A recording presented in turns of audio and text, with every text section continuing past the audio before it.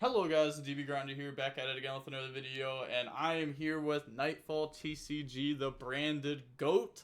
And you want to do any shoutouts before we hop in? I want to do one shout out to the branded chat, of course, like the goated chat. Shout out to you, Yuri Diaz, for making that chat, by the way. He's the goat for that.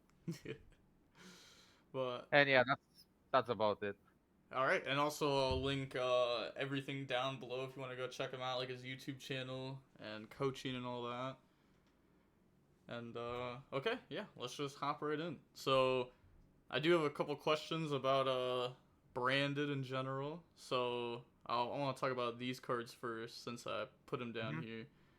So how do you feel about patchwork overall? So overall, like in the last couple formats even, but specifically for this format, I feel like a lot of people are main decking draw and logboard. So I don't think this card will ever be like good this format. Like the branded deck usually doesn't like dive to draw and logboard.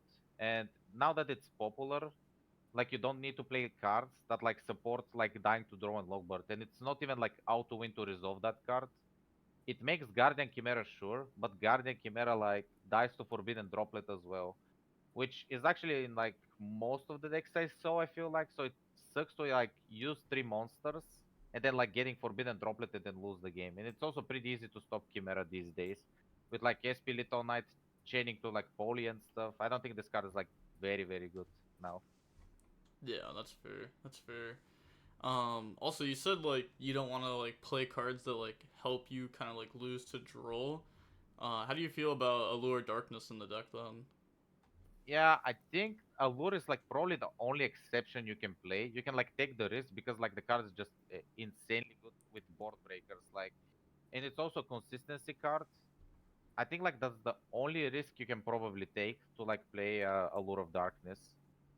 But Mm-hmm. yeah, that's the only card I will probably ever play. Okay, okay. Next card I wanted to ask about is Branded in White. Do you think this card is worth playing?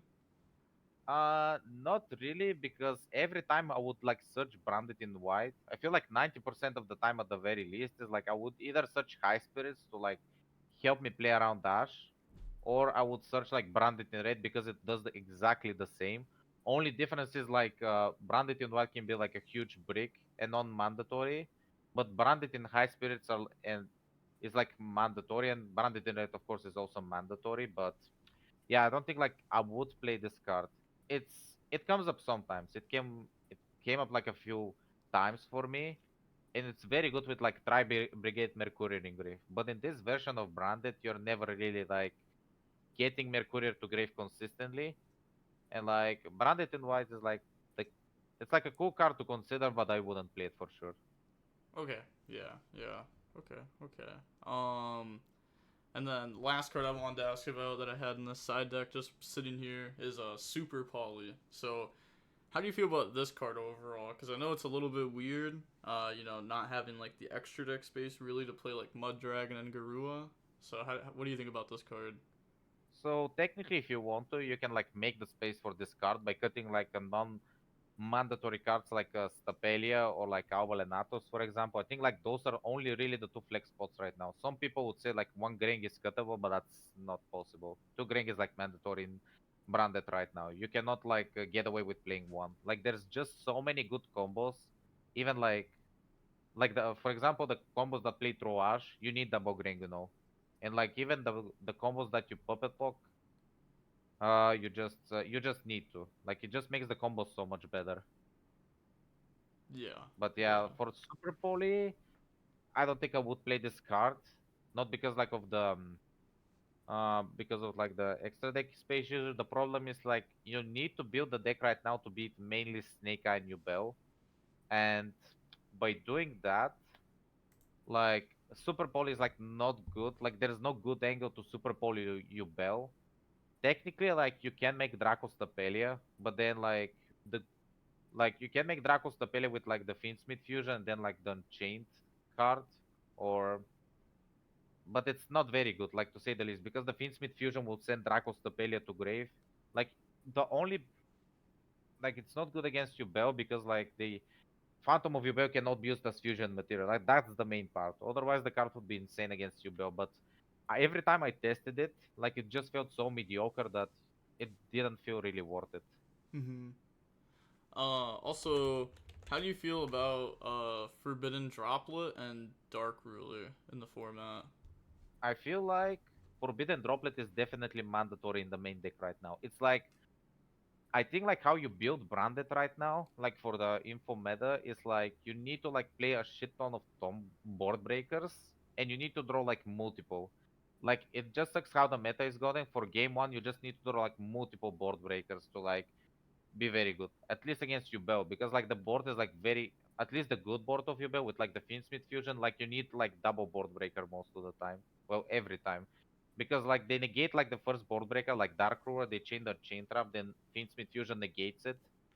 So you need to like balance the number of board breakers main deck, I feel like, because you need to consistently win going second. Like going first, it's gonna be like easier than ever before because a lot of people will like balance between hand traps and breakers, which means like it will be easier for branded because branded like instinctively plays around board breakers, and with less hand traps, it's like much harder to stop branded now.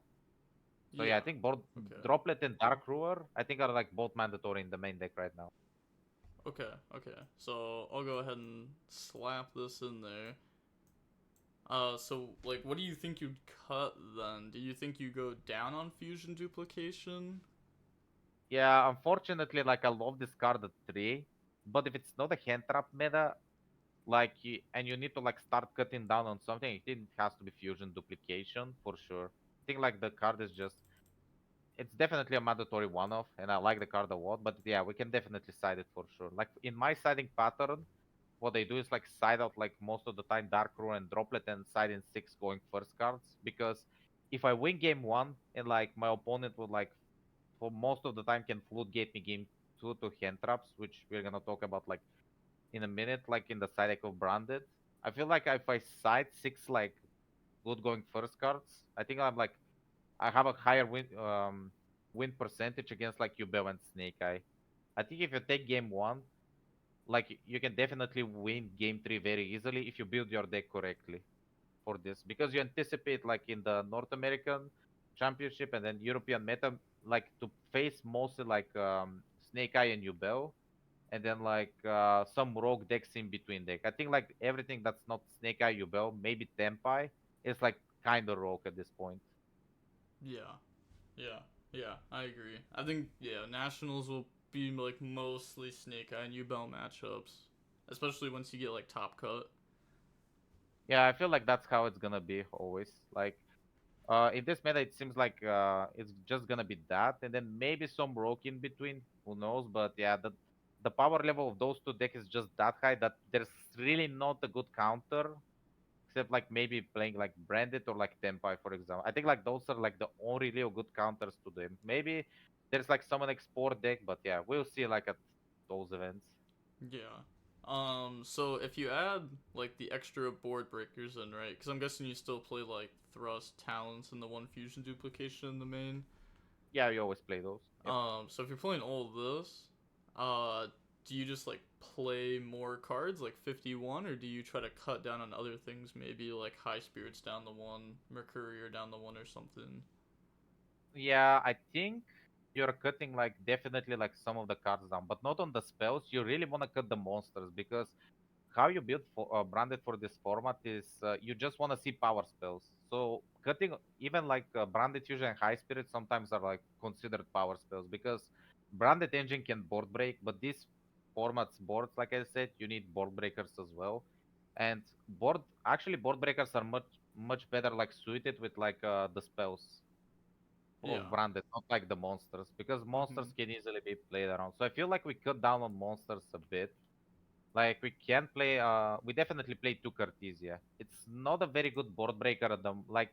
I consider that card before a good board breaker against Snake Eye because of the Gregono interaction that you can use both effects when you chain Cartesia to Princess, let's say, or like to Flamberge. Mm-hmm. But right now, like there's just so many interruptions that this card is like not a very good board breaker. I feel like it's still a very good protection card, and it's definitely a two off. But yeah, I feel like the card is just a two off at the moment. And then also, how do you feel about playing two Mercurier? Because I saw like in your topping list from the nationals you played in that you played two of this, and I've been seeing more people play two of this. And I'm just Yeah, curious, like, what is the point of playing two of this? I mean, the point of playing two of this is like you have more allure, like a good allure of darkness banish it, and also because Sam Jink told me to play like two Mercurial, one Tragedy, so we always listen to him as like math ratios for him. So shoutouts to him as well. Like he always told us to like play two Mercurial, one Tragedy, for like balancing the ratios with allure. But yeah, it's like mostly just because of like the allure ratio. It's not because of like it you'll miss it if you banish it with gold sarcophagus. That's fake. It's just more of like balancing the ratios. Okay, Like okay. yeah. Tragedy, you can play like two Tragedy, one Mercurier. My issue is like Tragedy doesn't add like that much good stuff as Mercurier does. Like Mercurier can add like basically have like everything from your deck except like the Luber. Like Tragedy cannot add, it can only add the Luber and Quem. But Mhm. But yeah, Mercurier is just like the much better like thing to banish from always. Like it's just always like that. Like nowadays, if you get to like Cartesian in your combo, or like even if you resolve Cartesian to Grangano and you have the right support card, like even if you get interrupted on Branded Fusion, you're just like getting to Puppet always. Yeah, no, I agree. I agree. Like Mercurier Banished is way better than Tragedy. I realized that a lot after our last coaching session, because you were saying like Gold Sark's just better than like Foolish. Like instead of like Foolishing this, Gold Sark this is just better. Like Yep. yeah, it's 100%, 100% better. Also, since I bring up Foolish, do you think Foolish Burial is good in this deck? So yeah, that's like a good question. It really depends on consistency wise because I don't like Allure going second as well because fool like foolish I mean foolish like I want to also reduce the number of cards down that like also what's it called they lose to Appaloosa for example, and also Phantom of Yubel because it's very easy to end on Phantom of Yubel even in the bad hands of Yubel. So how I approach playing Branded for Infinite Forbidden is like playing more spells and then like cutting monsters to like down to the minimum and rely more on the spells to win more than like the monsters most of the time. I feel like that's how Branded should be played forward. Of course, you still have to play like a Lubers and like multiple Lubers and stuff. Mm-hmm. Uh, but yeah, I feel like we need to cut down on the cards that like die to let's say one interaction, like Foolish.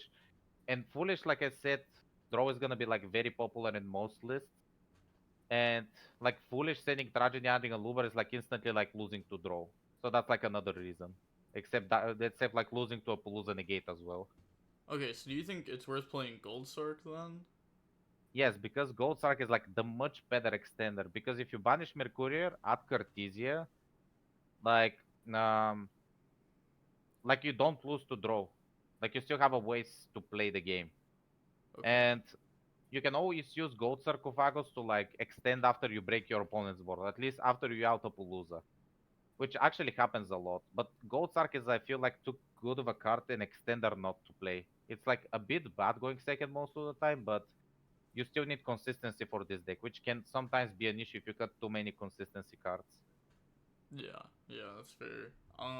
So do you think it's too branded in high spirits? Because I don't know. I feel like it's like pretty weird to play like two of this card. I feel like it'd be either like like a one or a three of. Yeah, that's like a good question. It's good to balance out the ratios.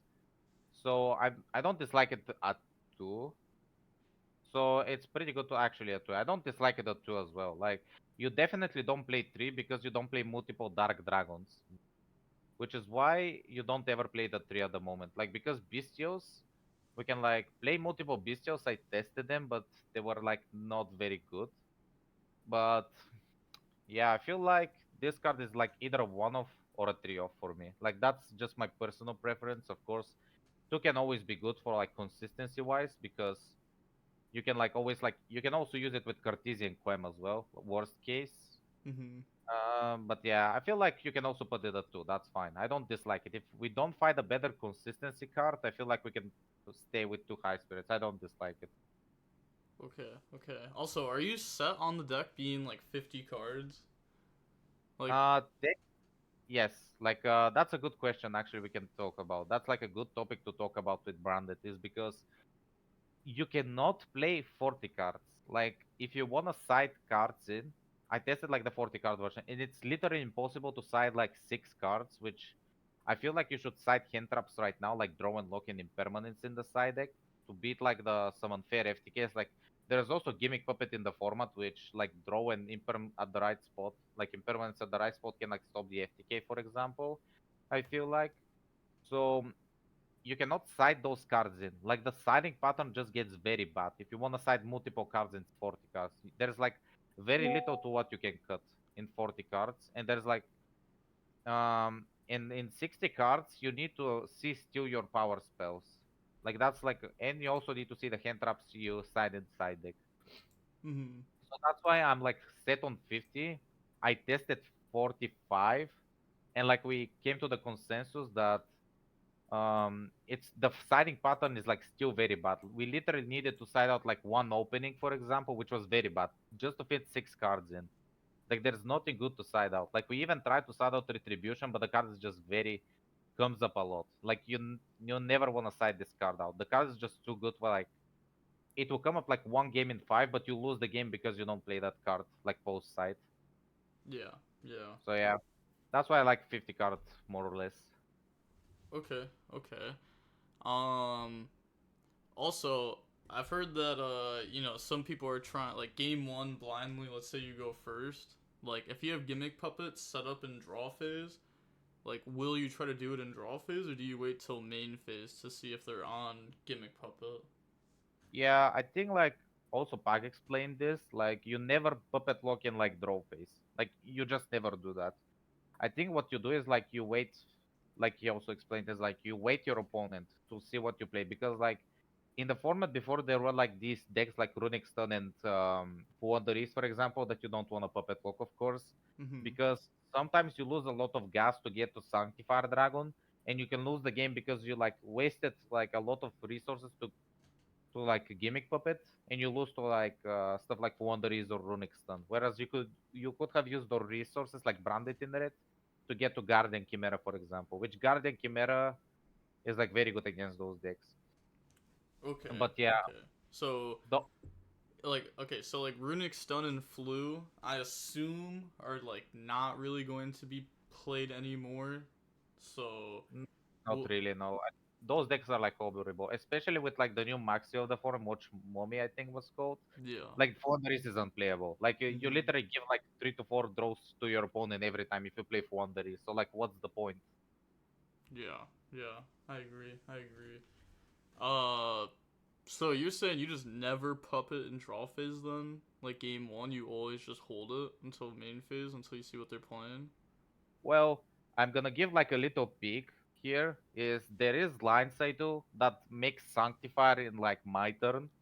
That may like I make Sanctifier on my turn, and then I can like maybe puppet lock in draw phase. But if I use Branded in red on their turn, then I'm not doing it. No, I always like wait. But there, as I said, there's like lines I do with Sanctifier. In like I make Sanctifier in my turn instead of Mirror Jade, and then I can puppet lock them. But usually I don't do that. Like usually you just wait for the opponent's turn. Okay, okay. Also in the side deck, how do you feel about playing cross out plus like an ash blossom? I mean, I don't really like cross out. So at the moment, as I said, I side like 6 hand traps in branded at the moment Mm-hmm. to like try to stop the Beatrice FTK, which or like weaken the board enough of like Snake Eye and New Bell. And I think you need to do that. That like you're gonna like at least have a chance to see like one of those cards, like at least one of those hand traps I'm gonna talk about in a bit, to like try to stop the FTK rather than just admit defeat in game two. Like at least you have some chance, which is yeah, draw and walkboard, and the other one is like definitely infinite impermanence. Yeah, like the card, it main like how you use this card in branded is you can always wait for your opponent to like play, not use it on, for example, first action Snake Eye Ash, because there's just so many extenders that Snake Eye plays right now. And with impermanence, if you use it against your bow on like anything, like they can just change Grave Squirmer. Like even if you use it on Spirit of your bow, they can just like hard roll Grave Squirmer from hand and then like destroy the Yubel. So what you do with impermanence is like you always interrupt like the other pieces, like the Fiendsmith Link, which is like very good. Or you can use it on your turn, for example. If you draw it as a 6 card, this infinite impermanence is insane. Also, with board breaker. So yeah, I kind of like those 6 hand traps specifically. You could technically like play the new Maxi, but what I don't like about the card is just it's just like you cannot side it in really. You need to side out 9 cards in branded to like play those. So Mm-hmm. I think like those 6 are like kind of set on. You could technically like try to play the new Maxi, but the siding pattern just gets really rough, which is why I don't really like it. I think like those are like kind of mandatory, and I think like Yubel can play around the new Maxi. I'm not sure. Like, well, not play completely around it, but not give you as many draws. Yeah, yeah, they can. Um, how do you feel about something? Or actually, you know what? Since we're talking about it, like the new Maxi, the Molchi Umi card. Yep. How do you feel about that card, like in general? Like, do you think that card's like? Do you think it's good against branded? Do you think it's worth playing in branded side deck at all? Well, I guess branded. I think it's like only really good, and like that's only really good if I have to special summon Cartesia from hand, which is like if I have to like special Cartesia from hand, not from deployment, and then of course like. But most of the time when my opponent use much mummy, like I can easily play around it because I either draw like branded fusion or opening to summon from deck or deployment. So usually at best I give them like 2 draws, but Mm-hmm. well for them at best for them. But I don't think like the card is like very good against branded. Yubel can play around it, like Snake I can probably just play around it. So yeah, like I think like it's overrated. I feel like for me it's like not even close to Maxi. I think it's like definitely like overrated. But yeah, we'll see like how the format develops. But usually in my testing it was like pretty weird. Mm-hmm. Okay. Okay. Yeah. I honestly, I think the same thing. I think the card is a bit overrated. I feel like most of the time it's just like a draw two, which is just Yeah, like a weaker Phantasma. exactly. A Phantasm is at least a body. The good thing about Moch Mummy is like at least it plays around what's it called? Phantom of Yubel. But that's about it. I think like Mm-hmm. Phantasm is just also much better against Snake Eye, for example. So, do you think you should be playing Phantasma in the side deck of Branded, or do you think there's no space because you know you're putting in Droll Imperm? I think the only way I can like see fitting Phantasme, and I talked about like with the boys in the branded chat about it, like the other day was like you need to cut impermanence down to 2 and then play 2 Phantasme, which may sound weird, but siding 9 cards in branded is very hard. Like if you side out, if you keep side, like you can side out some consistency, but that's just very bad if you play like a 12 round tournament like nationals, for example, and you want to top. Like even going second, like it's just very bad. You also need to draw like consistency as well, and you cannot side out too much in branded. Like in you can technically do in 60 cards, but then there's the problem that you're not gonna see like the those specific cards as much. Mm-hmm. So yeah, I feel like Phantasmic can be like okay at the 2 off, but I think it's definitely the lowest impact hand trap, and I feel like some people I saw were playing Trust, like triple tactic Trust, and that's why I don't really feel like Phantasm is like the thing right now. But I could be wrong. But yeah, I feel like Phantasm is like the least playable hand trap in the side deck. But then again, like you can still play it if you want to side more hand traps, of course. But I don't feel like Phantasm is like the move right now. Okay. How do you feel about something like evenly matched in the side deck of Branded? I think even the match is actually pretty good. Not gonna like, even though like the new Finsmith fusion negates it, and like the the thing is like how Branded will operate right now is just you need to draw like multiple cards to like bait the Finsmith fusion. I think what was it Mm-hmm. called? No, not the yeah the Finsmith fusion. Yeah, yeah, the Desiree or whatever. Yeah, Desiree. Yeah. So you can like draw multiple breakers, and if you activate even against Yubel and Snake Eye and bait this card, you just win on the spot. Like honestly, like I think the card is very good. If you play like any other deck than Branded, the card will be very bad. But I feel like the card is just very good in Branded because you can easily bait the Finsmith Fusion and then like activate evenly matched, and they are only left with like let's say Phantom of Yubel or another interaction, which you can easily deal with if you have 4 cards in hand. Mm-hmm. So yeah, I think definitely evenly stays in the side deck for sure. but it just becomes like a very weird siding pattern. So yeah, I think like you can get away with like main decking this, but yeah, I feel like you can also cut it down to two just so you make the siding pattern easier. Do you think there would ever be a world where maybe you put this down to one as just like a thrust target, or do you think thrust already has like enough targets?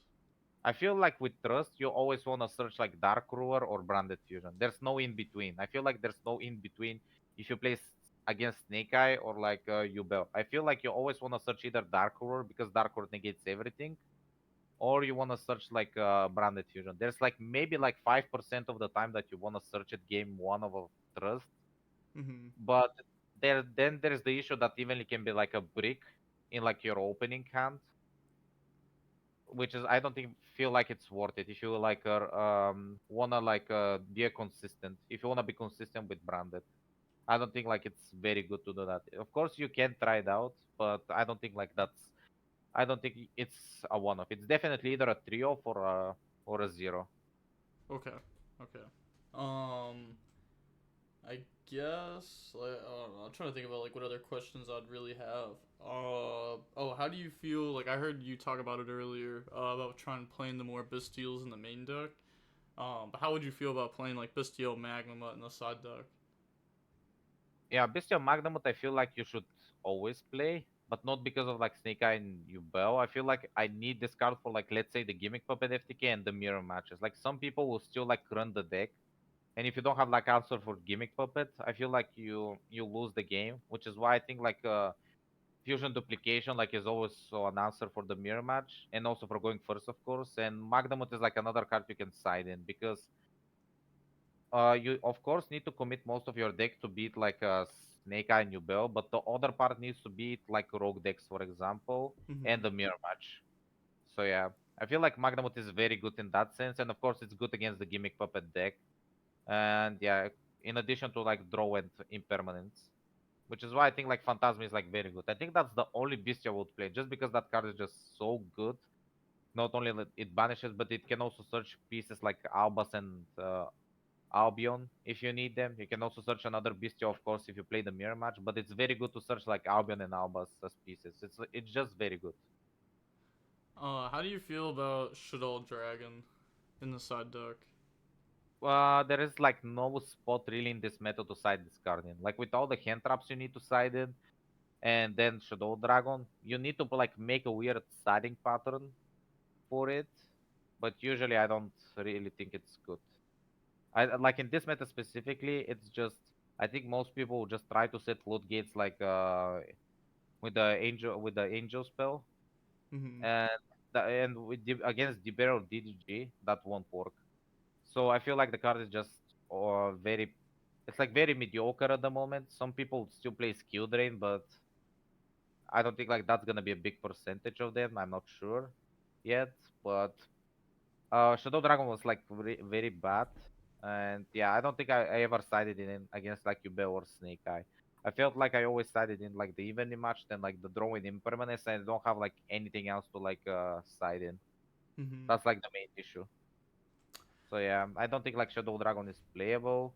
What I would actually play is like to make my siding pattern actually much better. Like you also fix your siding pattern that way. Is like playing Tickable, which is good against like both of like Yubel and Snake Eye, but it's also like another important thing is good against Tempai. Like it's FTK against Tempai as well.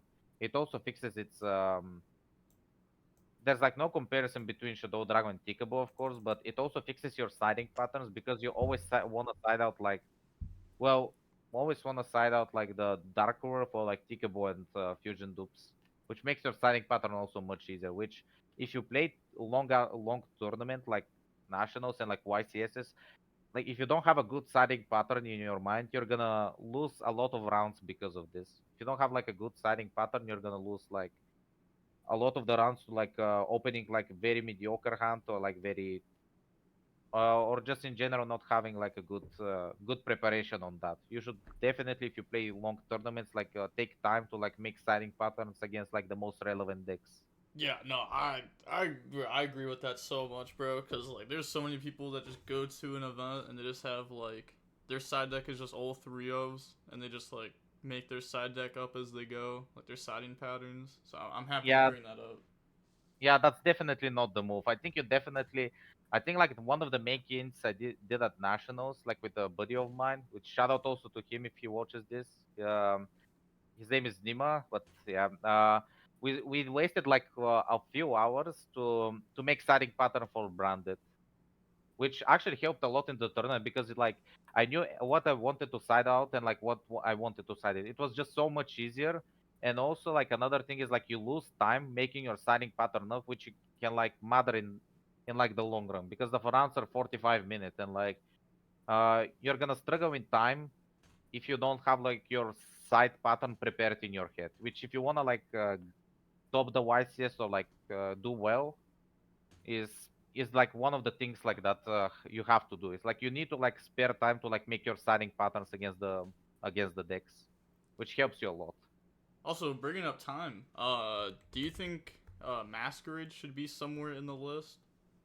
Well, yeah, I think Masquerade can be like the in the spot of Phantasme because at this point like that's the only card inside deck that's missing, and yeah, that's like the 15 cards. Like you make your at this point you could also play like some Saki one-offs that but I feel like you should at least play like Masquerade. Like in Nationals list, I don't play it, but it actually came up like in my final round in my top 8 game. If I played Masquerade, I win those games. Like I was still in winning position, but it's just so annoying to like either like lose in time because they're like low in life points. You're still in winning position.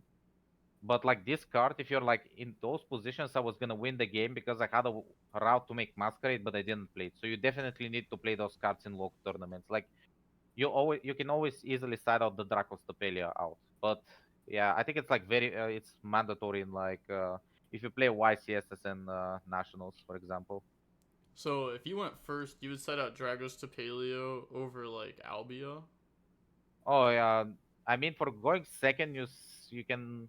It really depends on the matchup. Of course, you want to keep Albal and Natus against only Tempo. But yeah, you definitely side out Albal and Natus. Yeah, I feel like Dracos Tapele is like not the thing you often make anyways. But yeah, usually you can side out like Albal and Natus, Mm-hmm. and yeah, you can always get away with it. You can also what you can do is like just cut Albal and Natus and play Masquerade. But I feel like Albal and Natus can come up a lot against Tempai, which could be like the third most represented deck of the meta. So yeah, I feel like having that card in the extra deck is too good. I think like this and Dracus Taperi are like the only flex spots you can like play at this point, but they have their moments for sure. Like sometimes they have their moments, and if you don't play those cards, you're gonna lose that game. So at this point, if you don't have like any better target to play, then just play those two. Okay. Okay. Um. Yeah, I don't know if I really have any more questions for you. To be honest, I think you've answered a lot. I guess. How do you feel about two versus one Quem? I feel like Suquem actually became uh, close to mandatory right now because it just feels very weird to play with one. I what I usually do in my combos is like I summon one on turn one, and then sometimes it comes up to like summon the second one from Grengeno on turn two. And yeah, I think like you definitely play two cards, and it also makes your siding pattern easier if you play two because you always side out one.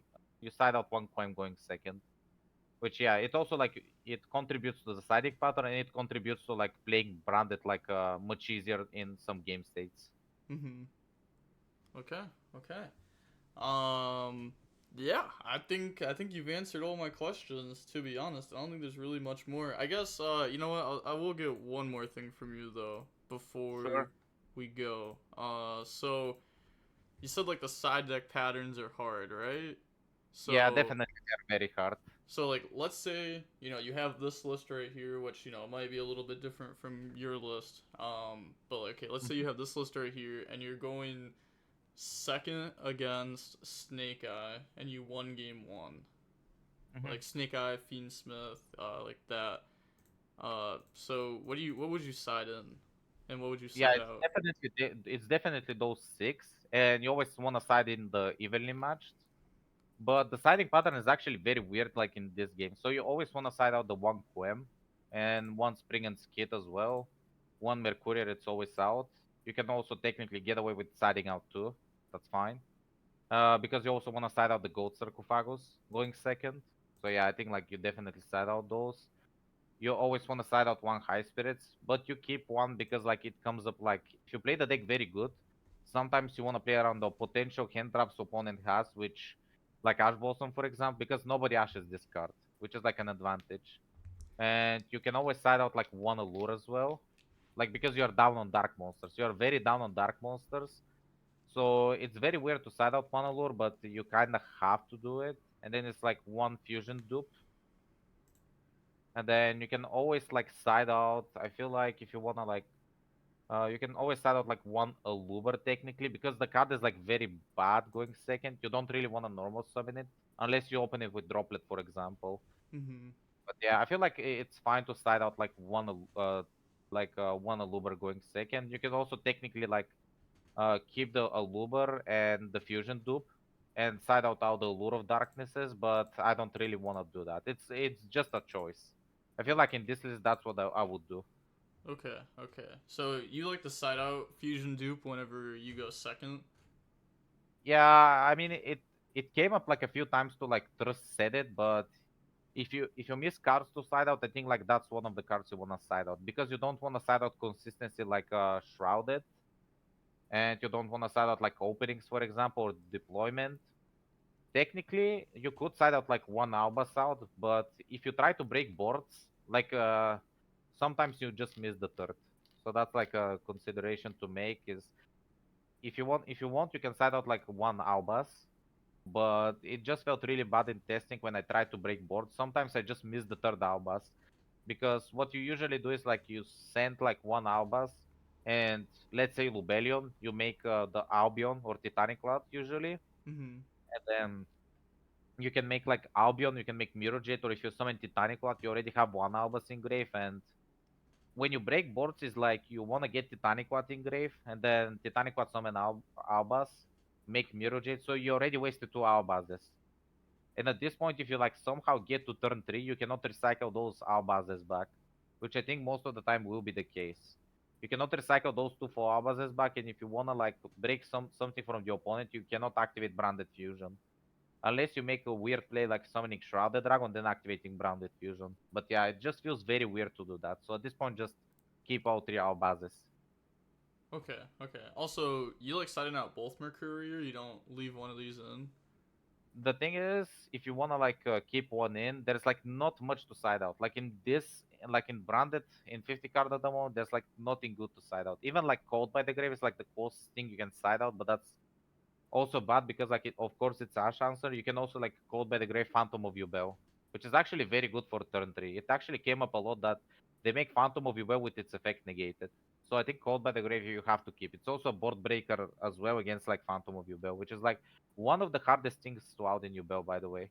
Like it's actually like insane, but that's one of the hardest things to out in Yubel. Because of the Nightmare Pain as well, you take damage and it can special another Yubel monster from the deck. I think out of the entire Yubel board, that's like the most you can struggle with, really. So having an answer for that is like always good. It's one of, but yeah, it's like always good to have it.